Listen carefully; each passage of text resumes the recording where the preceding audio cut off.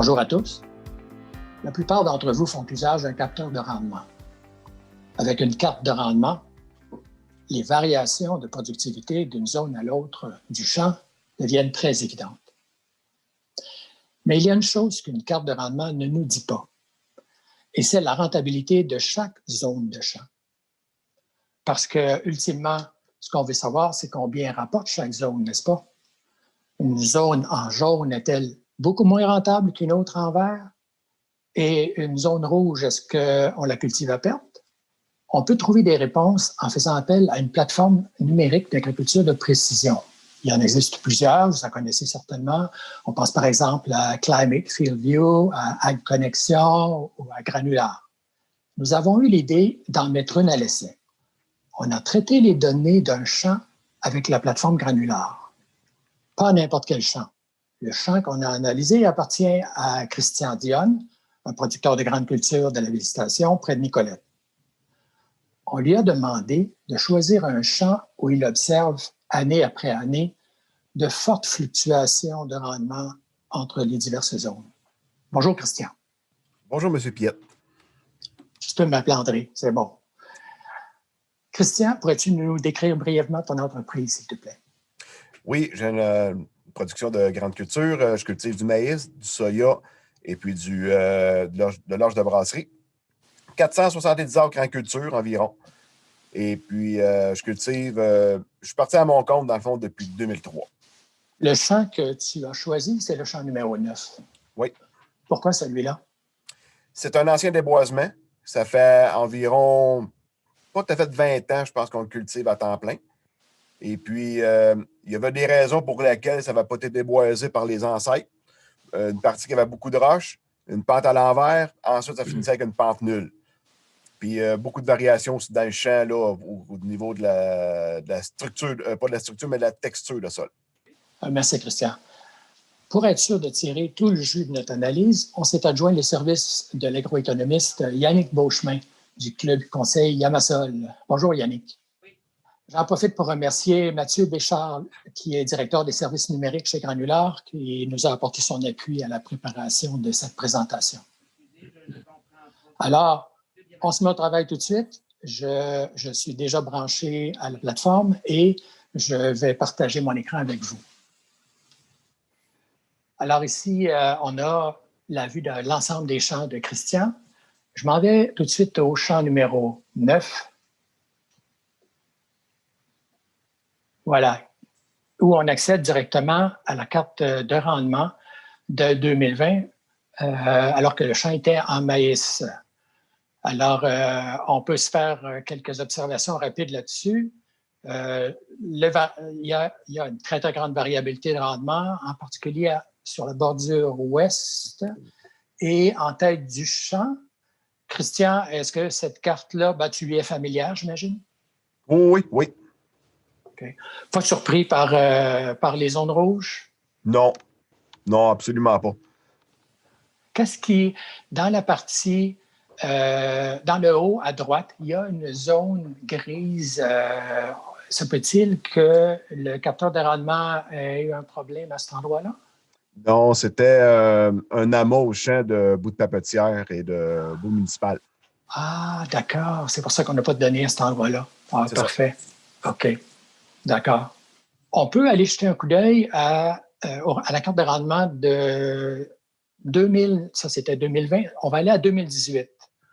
Je précise qu'on saute 2019 parce que c'était une année où le champ était en orge. Or, la plateforme Granular, en ce moment, elle ne peut pas prendre en compte les céréales. Elle prend en compte seulement le maïs et le soya. Les céréales vont venir sous peu, me dit-on. Donc, je m'en vais tout de suite en 2018. Le champ était en soya. Alors, vous remarquez à gauche le chiffre de 3321 kilos. Ça, c'est le rendement du champ à l'hectare en 2018. Et juste à droite de ça, il y a un pourcentage qui apparaît, qui est 22 % en rouge. Ça signifie que le rendement de ce champ-là est inférieur de 22 % au rendement moyen des champs de soya de la ferme en 2018. Ouais. Voilà. Est-ce que ça correspond à ce que tu avais observé au champ directement, Christian? Oui, le rendement était moins bon dans ce champ-là. Mais je n'ai pas calculé combien en pourcentage là, comparativement à la plateforme. C'était intéressant de le voir. Là. On peut s'en aller, puis je vais le faire, on va comparer 2018 en soya à 2017 en soya, parce que le champ était en soya aussi. Oui. Alors, vous voyez, on a les deux. Attends, le champ 2 fois 2018, on passe à 2017. Voilà. 2017 a été une moins bonne année que 2018, Christian? Oui, 2017, c'était vraiment une mauvaise année. Il mouillait tout le temps. Je quitte la comparaison et je reviens à 2020. Et là, on va entrer dans le vif du sujet parce que ce qu'on veut savoir, c'est qu'est-ce qu'il y en a de la rentabilité des zones de champ. Et là, donc, je vais demander au système de nous produire une carte de rentabilité et je vous précise qu'avant qu'on entre en onde, j'ai déjà inscrit les paramètres sur lesquels se base le système. Je vous les résume très vite. D'abord, le système prend en compte le revenu à l'hectare du champ, lequel revenu est basé sur le prix de vente du maïs, le prix réel de Christian jusqu'ici pour sa récolte 2020. Le système prend aussi en compte les différents intrants, les dépenses en différents intrants, semences, fertilisants, herbicides, qui sont également basés sur les coûts réels de Christian. Enfin, il y a deux autres paramètres qui entrent en compte. Le premier, c'est que à l'item autre, on a entré les coûts d'opération, c'est-à-dire qu'est-ce qu'il en a coûté pour semer en frais de machinerie, qu'est-ce qu'il en a coûté pour préparer le sol. Voilà.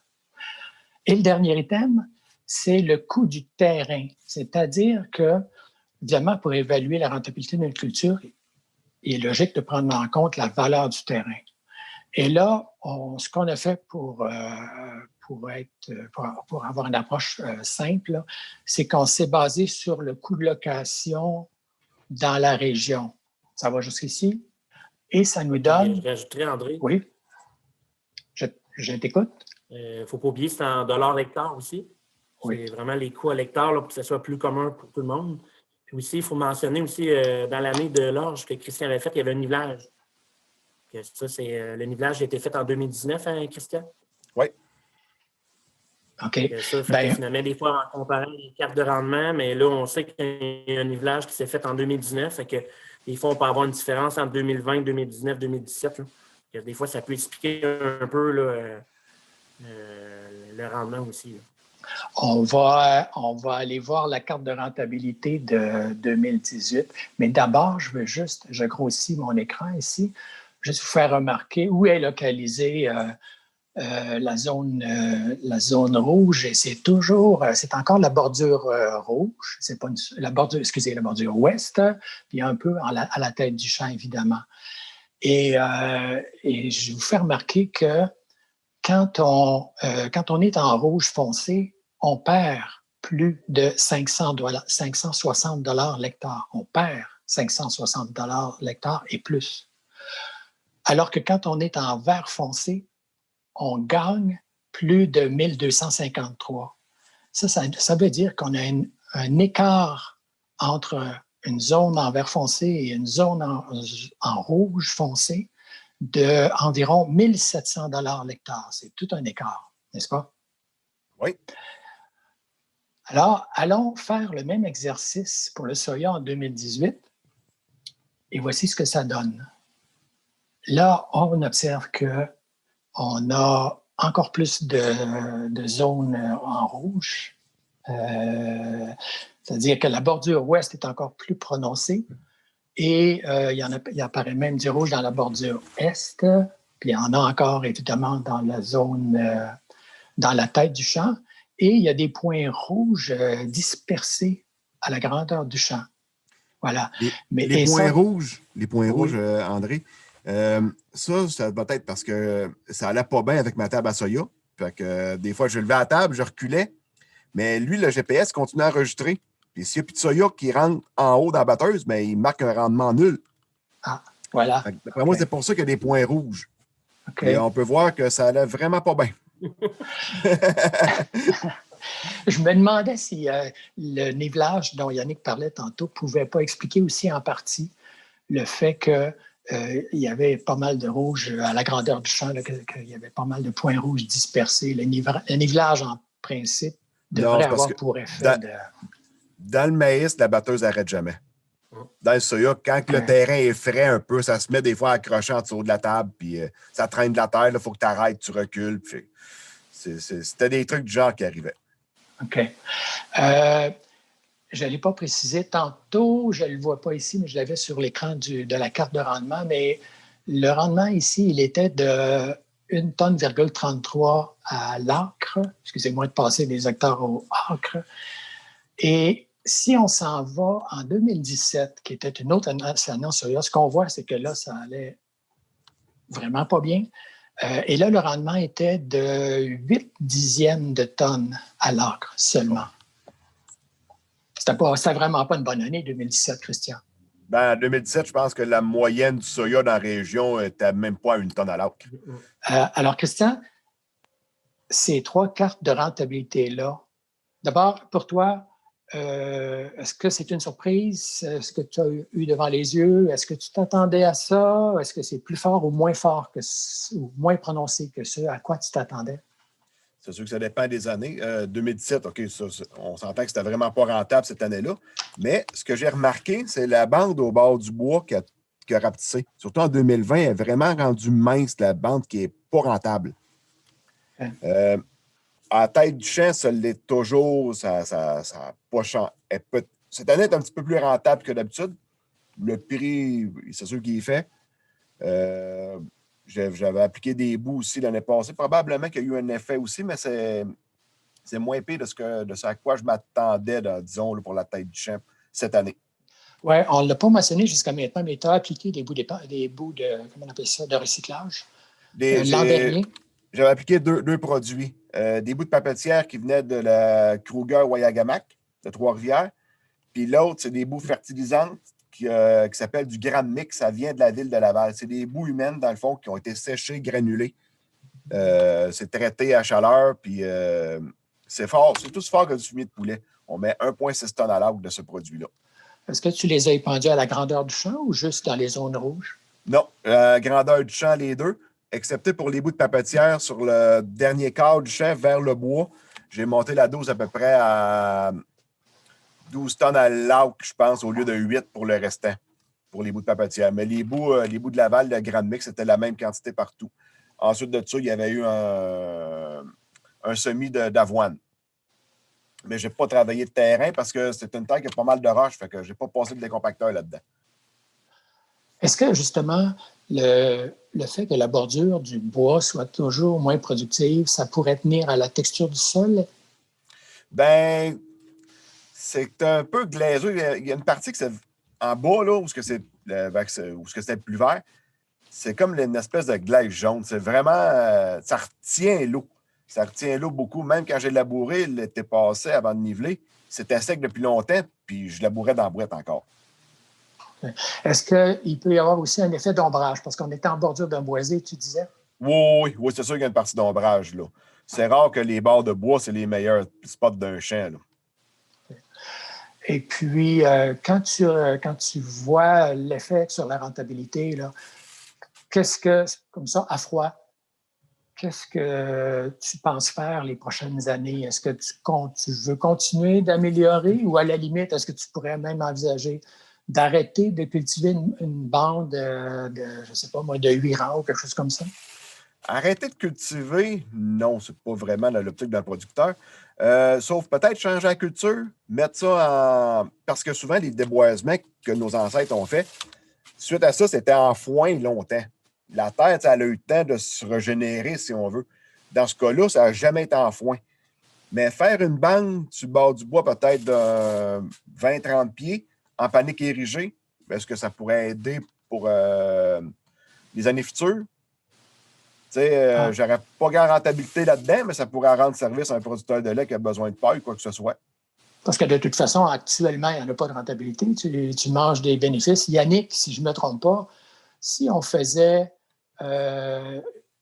éliminait la bordure du champ du calcul de la rentabilité, là, probablement, en tout cas, il est possible que le champ soit plus rentable si on arrête de cultiver la bordure. Est-ce que je fabule ou c'est quelque chose qui tient la route? Je pense que ce serait de pouvoir prendre la carte de rendement et essayer d'évaluer avec Christian là, la grandeur celle-là.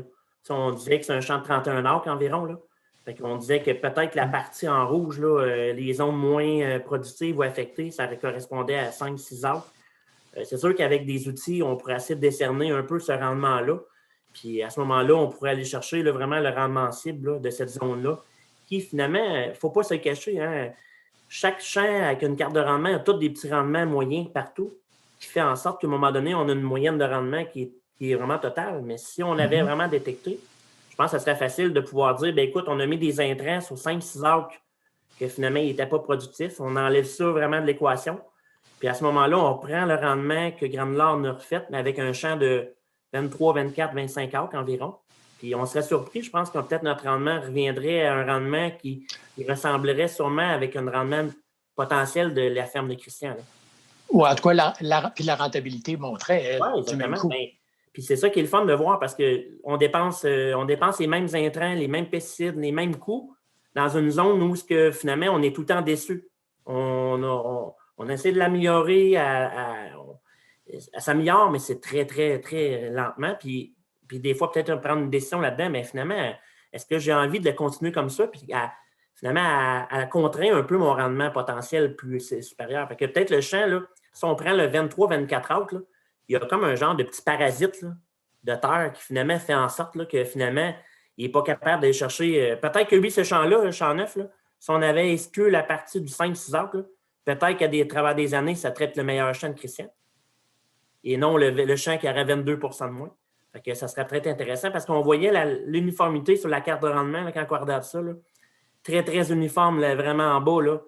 Puis quand on se rapproche, là, la zone qui est plus texture, puis on ne parle pas de pratique de sol. Là. Christian fait un travail, il ne brasse pas trop son terrain, travail minimum, il amène des bouts, l'engrais vert, mais il ne faut pas se le cacher, la texture de sol n'est pas là.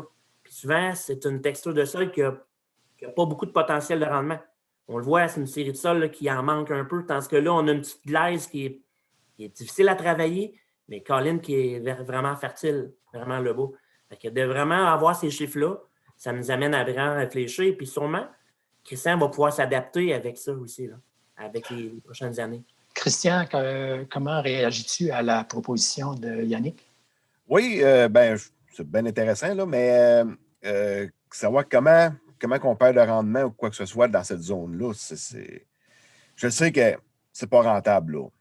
Mais on le fait parce qu'on le fait. Un champ de 31 acres, c'est une belle grandeur. Là. On choisit entre un champ de 23 acres, 24, un champ de 31, on choisit 31. Oui, c'est ça. Là. Fait que, on est content de ça, mais sauf que d'année en année, ça nous porte à réfléchir. Puis sûrement que voilà une dizaine d'années, avec 100 cartes de rendement, on n'avait pas ce débat-là. Parce que là, on est appelé à dire, écoute, on prend des décisions en conséquence. Puis je pense que Christian, l'effort qu'il va faire les prochaines années en agro-environnement au niveau engrais bout, si à un moment donné, il ne voit pas vraiment de réponse, mais là, il va être convaincu de dire, écoutez, là, attends un peu, là, il faut que je change ma manière de faire. C'est un bel outil là, pour le producteur et le conseiller l'agronome en tant que tel. Merci, messieurs. Très intéressant. Et j'espère que tout ce qu'on vient de discuter sera utile à notre auditoire. Au revoir. Merci. Merci.